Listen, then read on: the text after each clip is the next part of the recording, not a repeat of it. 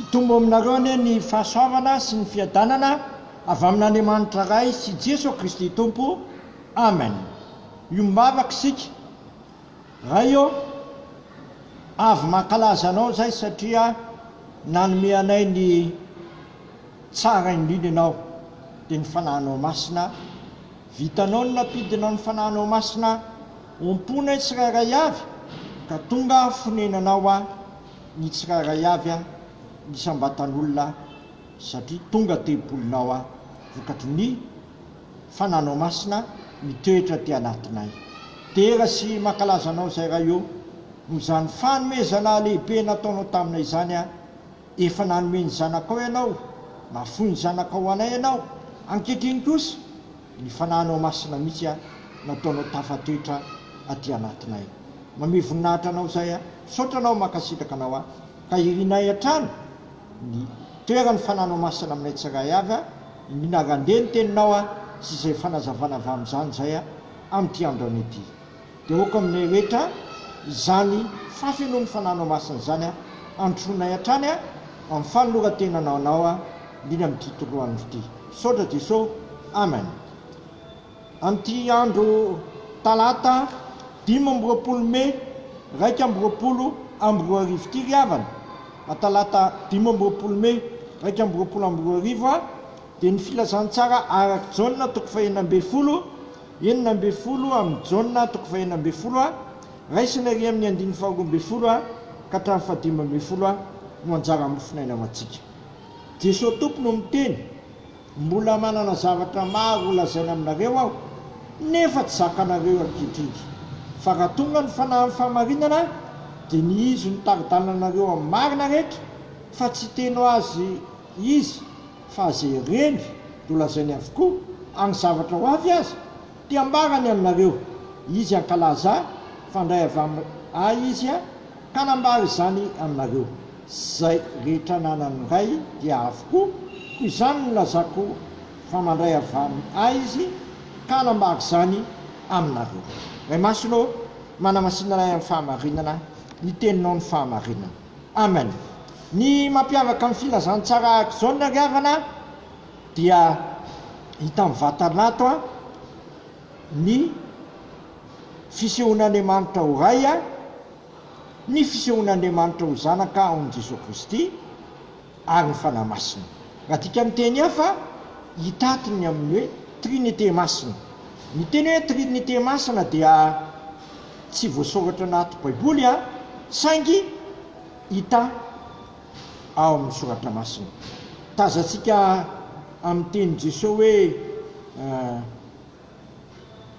izy ankalaza sy ny hoe zay rehetra nanany ray dia avokoa ny fanahin'ny fahamarinana dia izy ny taridalanareo ho amin'ny marina rehetra. Ry havana, tena miara-miasa akaiky Andriamanitra ray sy Jesosy Kristy ary ny fanahy masina hatateraka ny famonjena sy ny famonjena anao ary asika rehetra. Satria eto dia irandray ny fanahy masina hitaridalana atsika ho amin'ny marina rehetra. Ny tsy manao ny marina mantsy dia miloko enatrehan'Andriamanitra. Ny tsy manao ny marina dia fahotana eo anatrehan'Andriamanitra. Ataontsika ahoana ary ny fahafantatra ny fahamarinana sy ny hoe marina? So ihany fa misy ny fanahy masina dia ny fanahin'ny fahamarinana izy ny taridalana atsika ho amin'ny marina rehetra. Hitantsika izany eo amin'ny 19 tonga ny fanahin'ny fahamarinana izy ny taridalanareo ho amin'ny marina rehetra. Tsy zava-baovao ny zavatra lazain'ny fanahy masina fa zay zavatra efa reny tao amin'i Jesosy Kristy. Hita zany eo amin'ny 19 tapany faharoa, tsy teny ho azy izy fa zay reny do lazainy avokoa ary ny zavatra ho avy aza dia ambarany aminareo. Makasika an'ity zavatra ho avy ity dia fanambarany Jesosy zany eo amin'ny 12. Mbola manana zavatra maro lazaina aminareo aho nefa tsy zakanareo ankehitriny.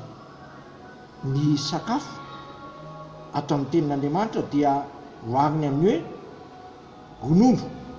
Eo am-piandohana ny sakafo tsotsotra zany ronono, fa efa mandrosolosy kosa amin'ny finoana ny olona dia lazainy hoe vetikanina.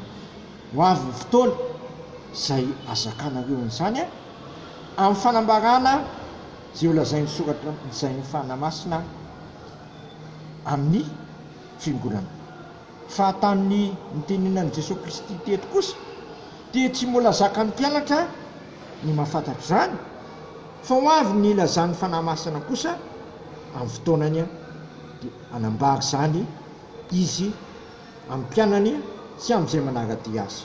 Hitantsika anay izany eo amin'ny 19 tapany faharoa, fandray avy amin'ny ahy izy ka anambary izany aminareo. Ary izay avy amin'ny Jesosy dia izay nolazainy ray taminy, satria izao nolazainy eo amin'ny 15 izay rehetra nanany ray dia ay avokoa. Koa izany lazaiko anareo fa mandray avy amin'ny ay izy ka anambary izany aminareo.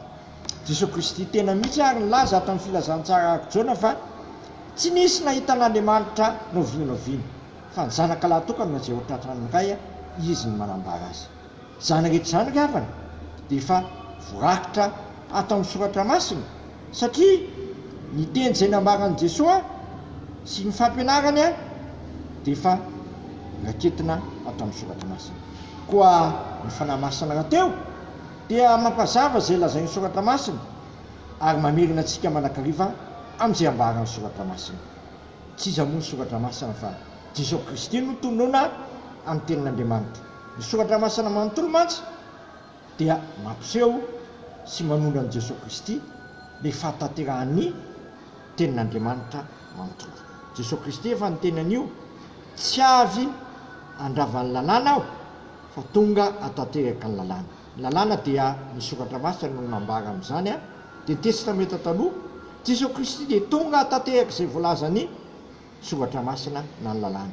Koa amin'ity andron'io ity ary avana aoka isika angataka ny fitarian'ny fanahy masina amin'ny ataontsika, hatramin'ny zavatra kely indrina ataontsika hatramin'ny lehibe indrina, dia aoka isika tsy handeha fa angataka amin'ny fanahy masina, satria ny fanahy masina dia ny fanahy amin'ny fanamarinana izy ny taritanantsika ho amin'ny marina rehetra.